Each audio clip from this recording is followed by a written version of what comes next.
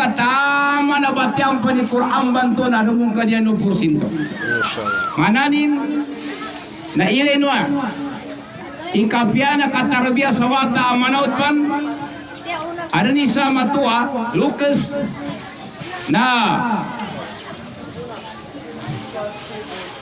tinarbiya ni suwatanin. Okay, so inidong ako ni Dato Ryan sa tingin Cimbuli ka muna na sa Tagalog iba pichumbaga. Why? Mayroon akong maikling kwento sa inyo. Patungkol sa dalawang magulang na kung saan ay sinikap nila ang kanilang mga anak na kung saan ay maturuan sila ng mga mabuting gawain dito sa ibabaw ng mundo. So mayroon silang isang anak na kung saan gabi at araw ay pinagsasabihan nila na ang mabuting anak ay saan man siyang mapadpad sa apat na sulok ng mundo. Iisa lang ang huwag ninyong kalimutan, sabi ng dalawang magulang na yun sa kanilang mga anak. Sabi ng anak na yun, ano ba yun? Ano ba yung iisa na kung saan ay saan kami mapadpad? Sa mundong ibabaw na ito ay hindi namin kakalimutan, ya Abi. Sabi ng magulang niya, kanyang tatay, ang ipapabaon ko sa iyo, anak, bilang mahal kong anak, saan ka man pupunta, ay huwag kang magsinungaling. Huwag ka muna magsinungaling. Kung anong ituro sa iyo ng mga guro ninyo na nagsaliksik ng kaalaman ng relihiyong Islam, ay itaguyod ninyo ng maayos.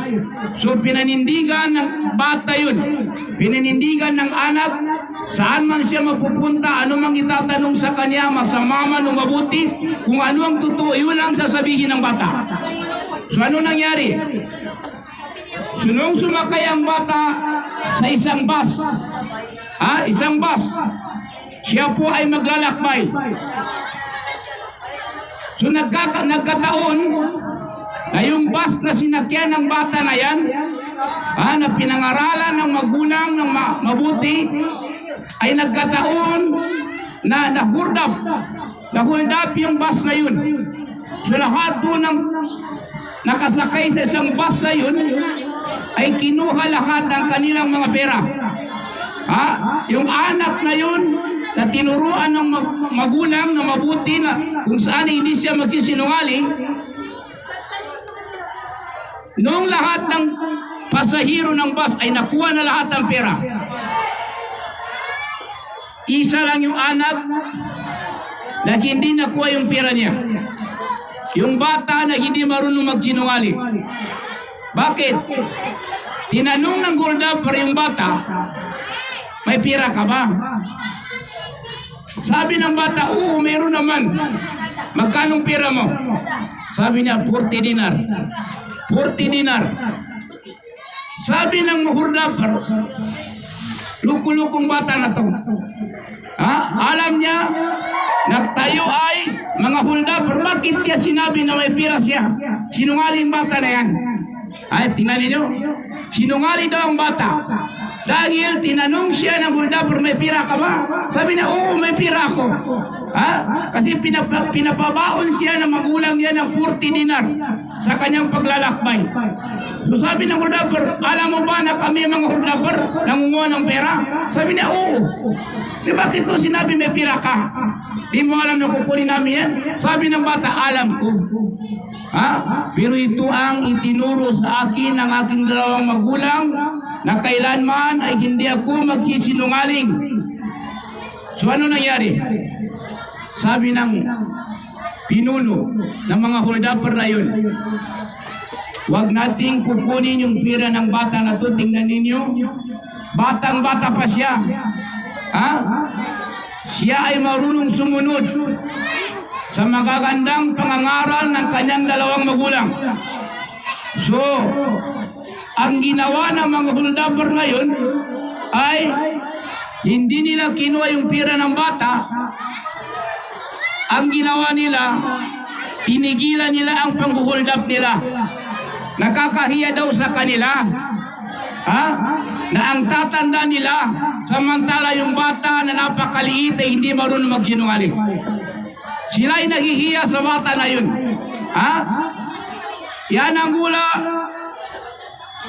na nakaturn mga hold up sa mga hold upper. Sabab po sa katidon watan to. Nanyaba, isay niya sa wapa nakatidto na wata, na sabab sa mayaba. Ireno, amay ka makasugat ti kaya tarbiya sa wata, arna niya doon katao mga mama. Arna niya doon katao mga mama, na tarbiya sa mapia siya kano kay suami. Bali guna po pa sa mama niya sa timang sa lupa, napanutol Nabi Muhammad sallallahu alaihi wasallam kanamatag history kahadiso Nabi sallallahu alaihi wasallam sahih al-hadis. Tigo Nabi pinanutulin ni istara rajulun min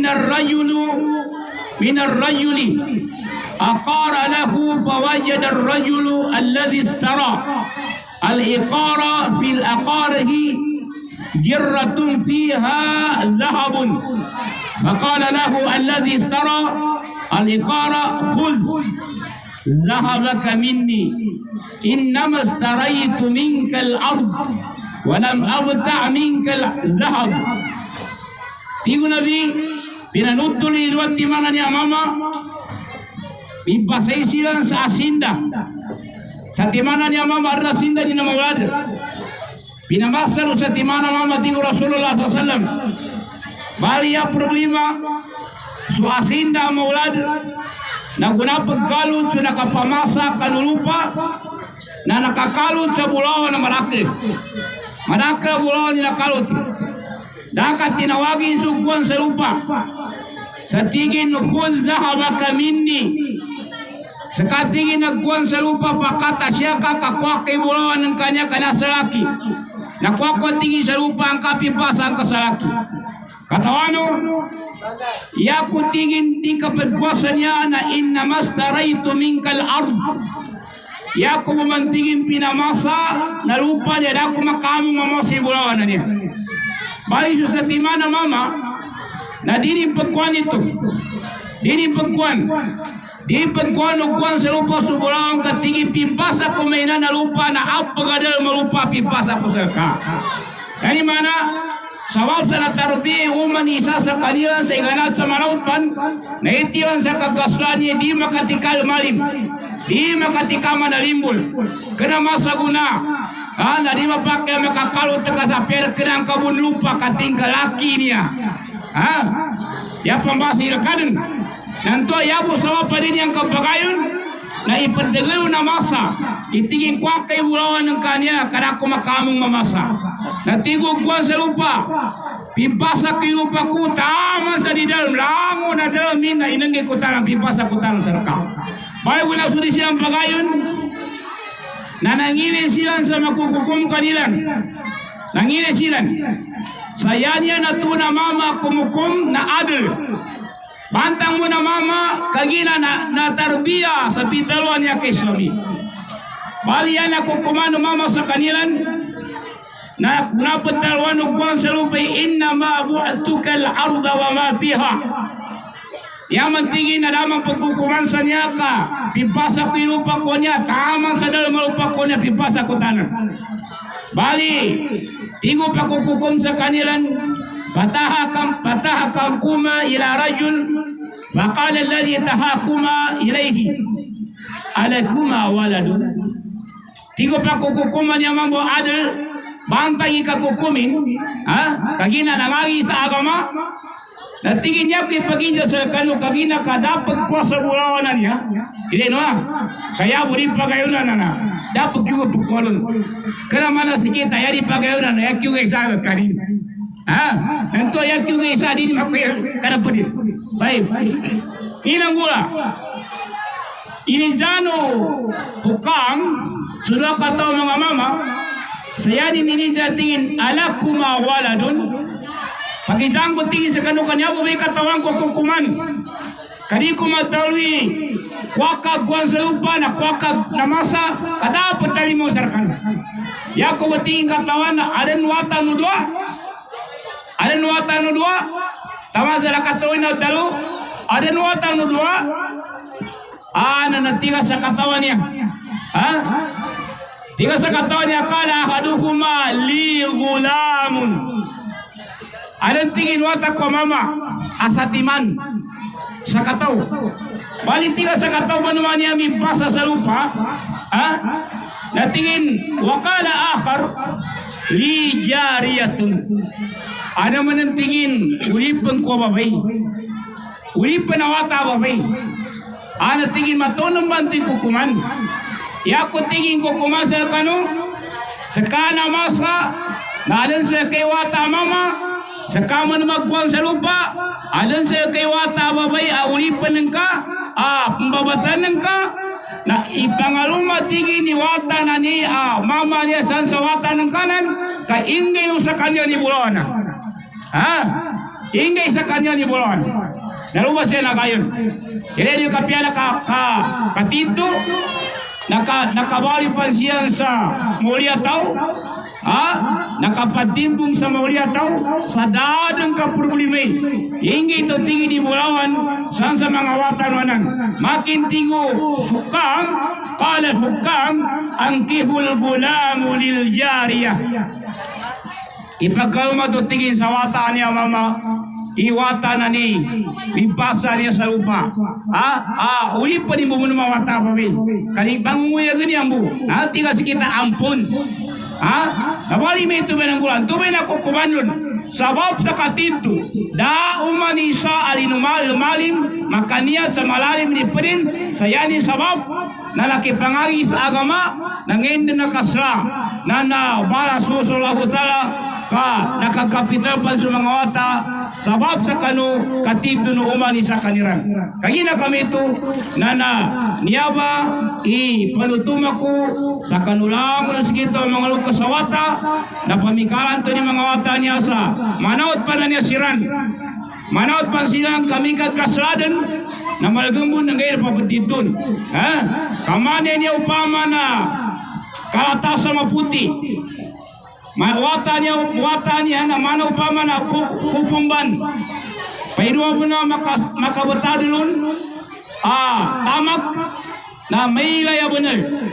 Nando, malumuwa ba na pagduratan?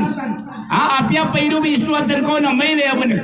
Na mambay wata. Kagina kami ito, nasikito ng mga lukas sa wata, dita no magumpalan.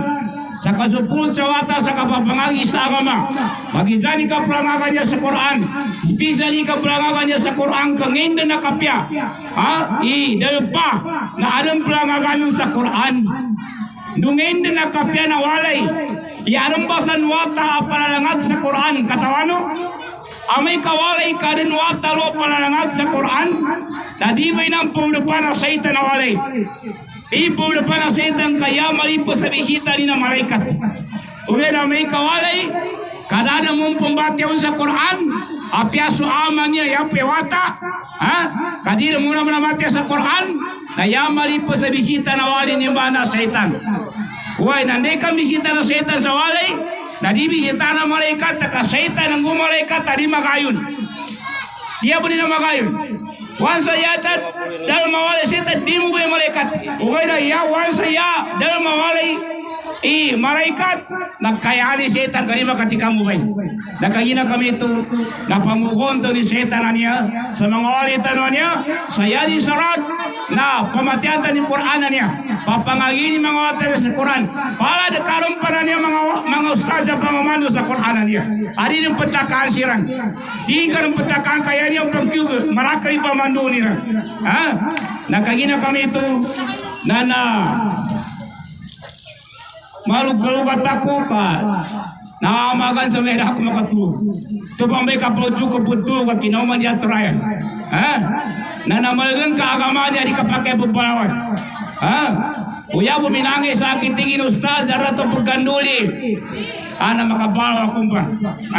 Kung kaya tingin na to pambate sa Quran ng mga wata na tikuway lumuwak ko. Alhamdulillah. Nakagina kami ito. Pagsukuran ko i-management.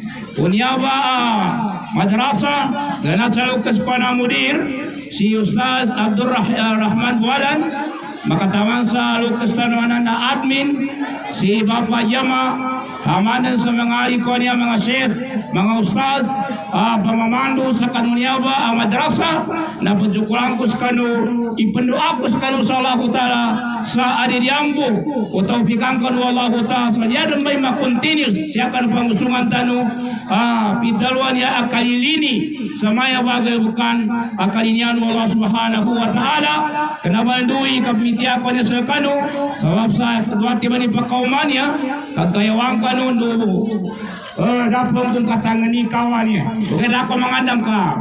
Tinggi Bapak Yaman apa pagaluan aku. Ya bersamaan. Assalamualaikum warahmatullahi wabarakatuh. Waalaikumsalam warahmatullahi